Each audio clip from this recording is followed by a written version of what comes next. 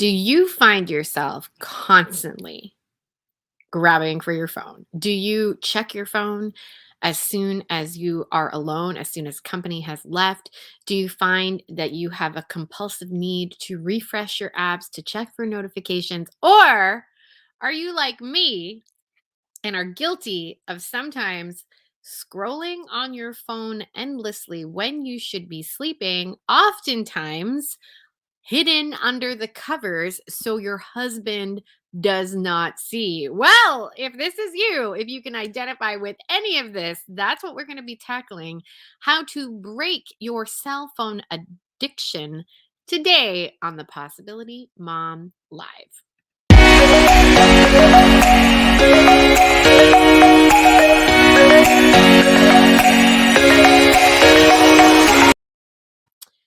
I think this is such an important conversation to have because of how our phones have changed our culture. There are countless ways I could talk about. I remember I was on a cruise not too long ago, about maybe 3 years ago or so. It was the first cruise I had been on in a very, very long time, first cruise in my adulthood. And it was one of the rare times that I did not have the internet because do you know how expensive it is to buy the internet when you are on a cruise ship? It's like, I can't remember, but it was enough money where I was like, that's exorbitant. Like, I don't need to pay that much money. Anyway, so I opted to not have cell phone service. I lasted a day. I remember I was just like, I needed information so quickly. I needed to be able to. I remember one of the moments that made me purchase the internet for my cell phone on this cruise ship. One of my kids asked me the question, who wrote The Raven? One of my kids must have been studying something related to the Raven, quote, the Raven nevermore, right? And Edgar Allan Poe. I'm pretty sure at least. See, I need to Google it. I couldn't remember who wrote The Raven. I went for my phone, I pulled it out, and I remembered the inability to answer that question really bothered me. So, while the internet is amazing, while the internet is what is connecting you and I, while there are so many ways that having smartphones have bettered our lives, there are also so many ways that the accessibility to the internet, of course, and to our phones on a very constant basis, when you think about it, obviously has a negative impact on our lives. And so I want to unpack in this episode how you can create a different relationship with your phone, how you can break addictive behavior, what things to look for, and some structures that you can put in place so that you can feel a bit more freedom and use the phone as a tool for good instead of feeling like a slave to it or instead of feeling like it is negatively impacting your relationships. I am jumping right here in the pool with you. I am a person on the journey. I find that I have cyclical kind of seasons with my phone, if you will, where I've got periods where I have a great relationship with my phone. I can leave it and not check it for many hours. And then, of course, I have seasons where I feel like I'm pretty addicted. And I can always tell it's happening when my husband and my kids give me feedback. Obviously, when they, my son once coined the phrase phone face for me. And one of my kids at one point also expressed that they wanted me to look at them with my eyes. Look at me with your eyes. Because I had been looking at the phone and responding to them. So I feel like I do not have to spell out why this is an important conversation. I feel like if you are listening to this podcast, you care about your quality of relationships with your spouse, with your children, and with your interior life. So, with all of that in mind, I'm going to unpack and share a few questions that we can ask ourselves to break our cell phone addiction. I'm going to share with you what you can do to develop better behavior, better freedom, a better relationship. And then I want to invite you to join me in something special that I'm doing this year for Lent. It was incredibly powerful when I did this last year. It is the most popular thing I have done. Like in terms of people who register and express their feedback, this has been one of the most transformative things I have ever offered to my audience. And I'm so excited to offer it to you again this year in Lent. Alrighty, let us get right into it with what can we do? How do we break our cell phone addiction? The first thing that I really believe we need to do is to simply just ask ourselves the question, why are you attached to your phone?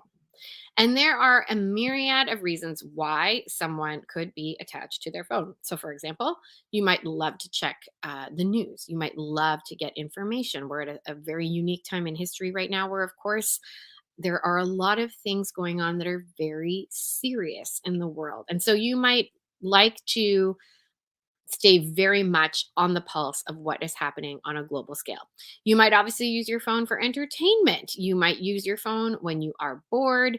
You may use your phone as a work tool. You may use your phone as a place of connection with friends. Like there are so many places, obviously, or ways that we can answer the question why you are attached to your phone. But obviously, there are appropriate amounts of time that we can spend on certain things, and then inappropriate times that lead to negative relationships or a negative impact on relationships. So I think it's a very good first step to just simply take stock. Why do you love using your phone? Why are you attached to it? Why would you say that it's somewhat addictive? And then, of course, just simply like state out loud, okay, some of these things are completely appropriate. And some of these things are probably a little bit damaging, and I probably shouldn't do them as much. But I do think just like a very simple audit of what is it that you are truly attached to on your phone? What is it that you're doing? If it was absent from your phone, would you care? Or are you just doing it because it's convenient and now you've thought that you need to do it? So just like I think the very first step that we need to do is have a cursory glance at why you are attached to your phone. Then we can start to get into the nitty gritty of why we are doing what we are doing. And I love Charles Duhigg's book, The Power of Habit. And Atomic Habits is another one by James Clear that I think expands on the work of Charles Duhigg even more.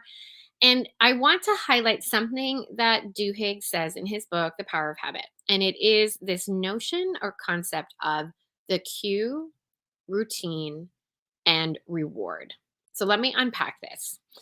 And this is in relationship to how you use your cell phone. So all habits in general have this concept, this framework attached to them, a cue, a routine, and a reward. So I'm going to use a personal example from my own life. The cue might be my husband leaving the room.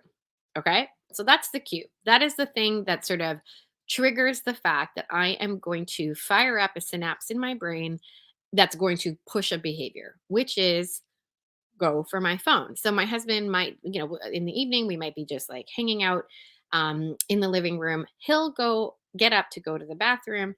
My automatic routine when that cue is present, him getting up to go to the bathroom, is to grab my phone and check for messages. So that is the routine. And then the reward associated with that is I am not bored. Obviously, I can think the reward is other things like, oh, I checked an email and it was like a fun communication, or oh, I checked my social media and I got a bunch of hearts. But truly, the reward of that moment is I was no longer bored. Let me give you another example from my own life. Um, in line at Chick-fil-A. This happens all the time. I don't know about you and where you live. Insert whatever fast food you like here.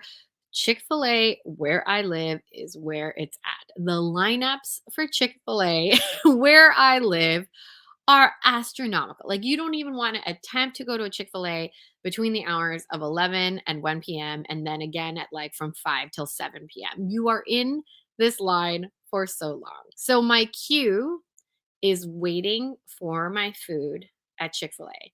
My routine while in the car is to pull out my phone and to check something. And again, what is the reward? I am bored.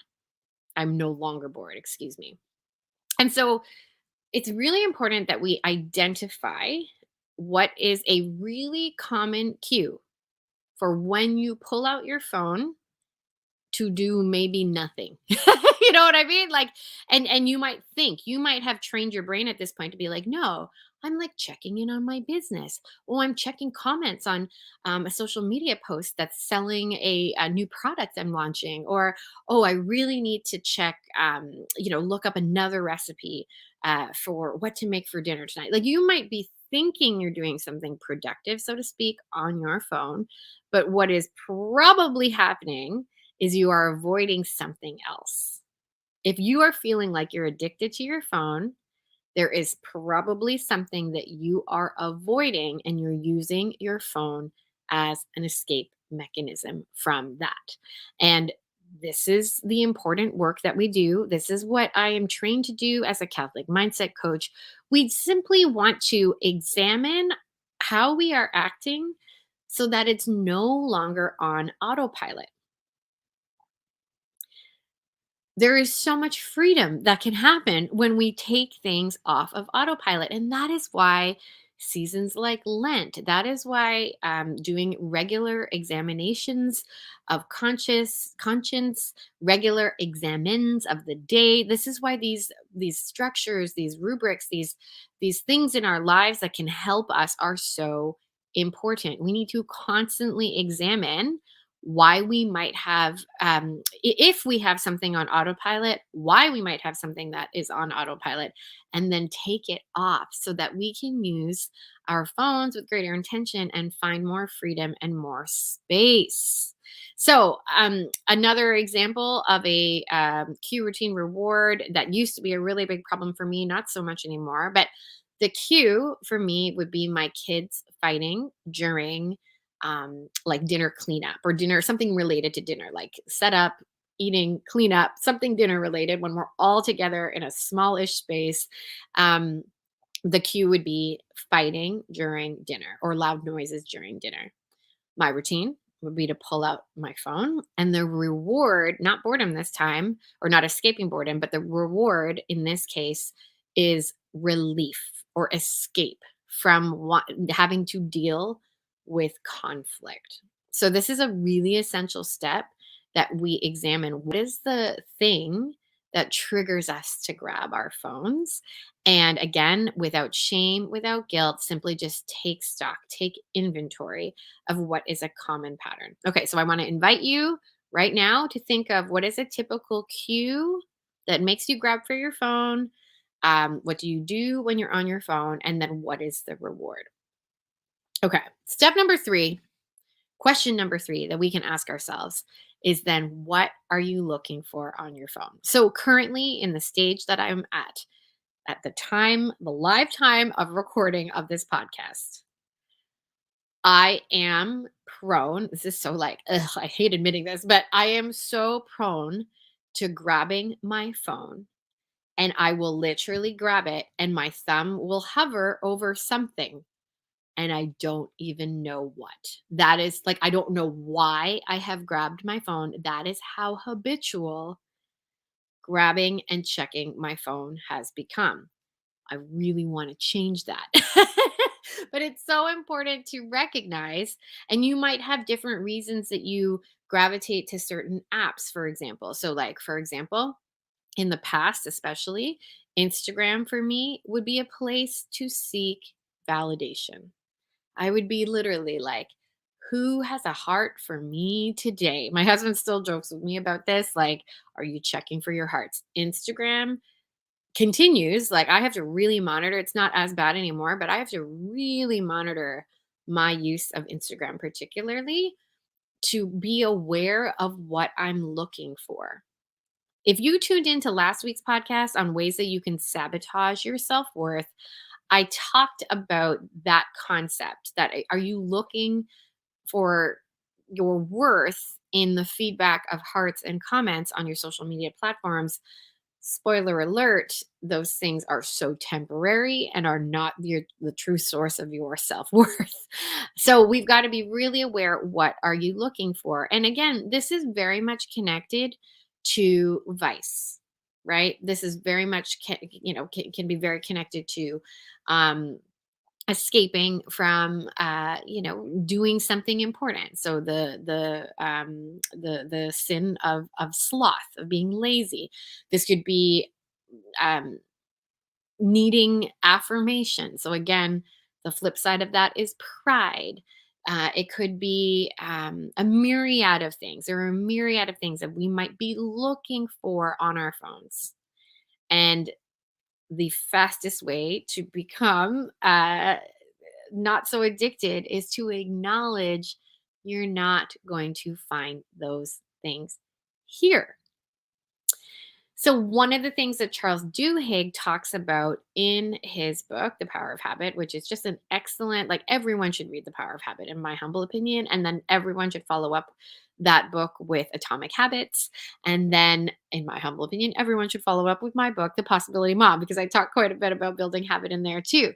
But that is this cycle of cue, routine, reward. When we are trying to break it, what Charles Duhigg argues is, let's replace it with something else. So I remember in his book, he talks about how he was trying to uh, stop eating cookies. I think that was the example, right? He was very prone to going on a break and eating a cookie. And I might be mixing up examples right now, but he was like, can you replace it? And James Clear talks about this in his book too. Make it really obvious to eat something else, or make it really obvious to do something else. So, for example, I know James Clear talked about this. Just put out a bowl of fruit. Make the fruit super accessible. Don't put it in the fridge. Don't put it in the pantry. Make it super duper accessible on your kitchen table, for example, or wherever you walk. I remember Charles Duhigg's thing was, there was like a cookie at break time. He would always go on his break, go buy a cookie. It was just a routine. Like, it was, the cue was break. The routine was go buy a cookie, and the reward was, what he identified later, if I'm not mistaken, was he didn't want to be bored during his break time. And so then he replaced it with chatting with people, taking an intentional time to simply chat with his office mates. And that is how he replaced that previous routine with a new one. And I'm being joined by a sweet little, a sweet little, a sweet little cue, if you will. I'm being joined by a sweet little cue. Babies have no other way. Their cue is, I'm hungry. Come here. Come here. Their cue is, I'm hungry. Yay. Okay. So, what are you looking for on your phone? And then that leads me to number 4. If you are looking to break your cell phone addiction, once you have identified what you are looking for, and I alluded to the fact that these can be so connected to vice, what is the virtue that you need to grow in? And so, we could go on and on with examples, but if you are trying to escape boredom, the virtue you might need to grow in is obedience, where you are simply being obedient to the fact that you are in a present moment that you don't necessarily need to escape from. And why I think this one is so important is because so much can happen in quiet moments. How can we ever expect to hear the voice of God if we are constantly filling our brain with the consumption of things? How can we ever expect to hear the voice of God if we train ourselves to escape quiet at all costs, to fear quiet? How can we ever expect to hear the voice of God if we become so routinized that the moment we have a quiet moment, this is me, PS, this is me, the moment we have a quiet moment, we have to fill it with something.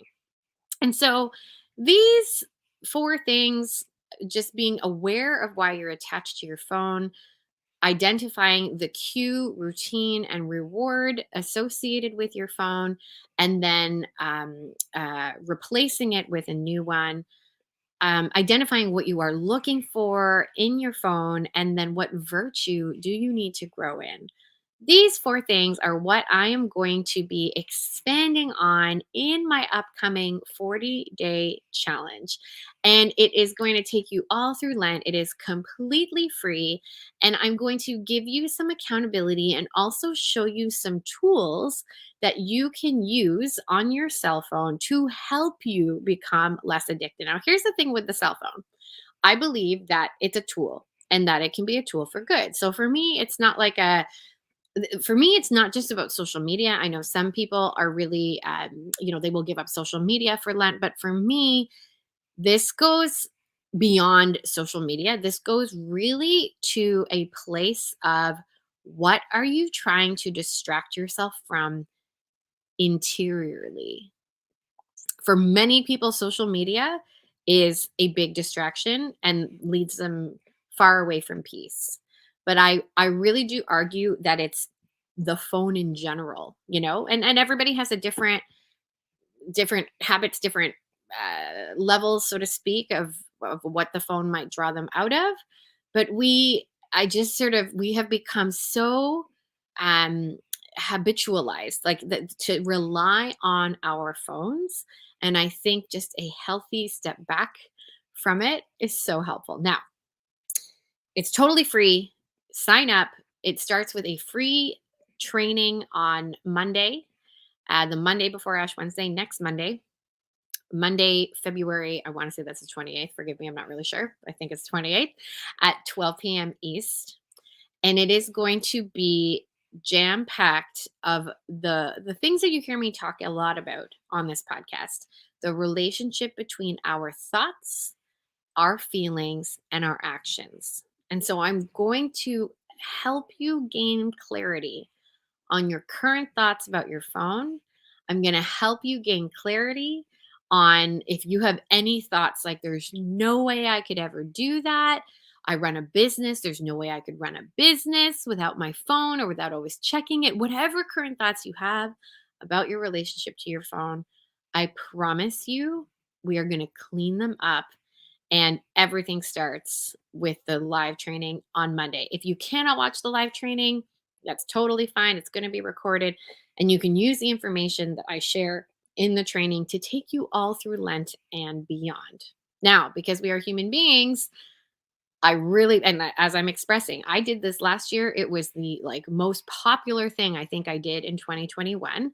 But of course, we can fall back on our concupiscence, there's an expression that I never get right, but it's like we rise to the level of our, and I can't remember how it goes, but long story short, you might struggle with this again. Like, this is the kind of thing that we need to constantly remind ourselves of.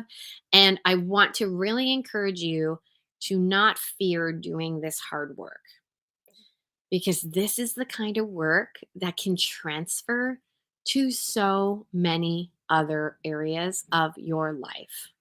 When you think about it, there are many activities that we can undertake that have us escape our feelings. And if you can master this in the cell phone, you can apply this to many other areas of your life. So I really want to encourage you to join me. You can grab the link to join me in the description wherever you are watching or listening to this. And I want to make just one more invitation. If you are like, I need more help. I know I need more help. This is like, I have so many ways that I avoid emotions, or I just do things that I know I shouldn't do. Um and you want almost like a boot camp in virtue, like a boot camp in building virtue. I want to invite you to consider joining me inside of the Metanoia Catholic Academy because what Matt and Aaron Ingold have created in there are some workshops particularly on virtue and understanding the relationship between our thoughts and our feelings that are so powerful for a Catholic to truly understand.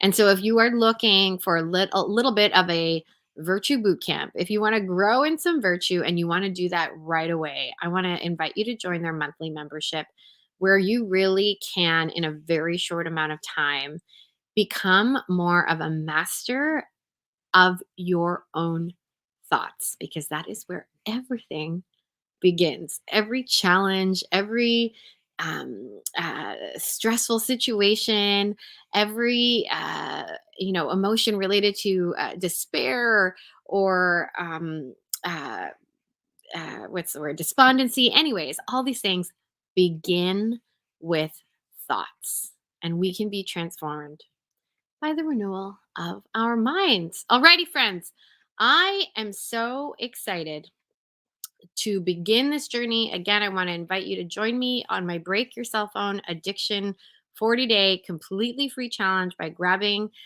the link in the description of wherever you're listening to this. And I want to close by just reminding you what is at stake. What is at stake if we don't do this? And for me, it really is, how do I want to be remembered as a mom? Because the thing with our phones too is that there's a posture. Like when you're on your phone, you're like this. You kind of like your shoulders are a little bit hunched. Your eyeballs obviously are looking downward. There is a physical barrier between you and somebody else on the other side of that phone.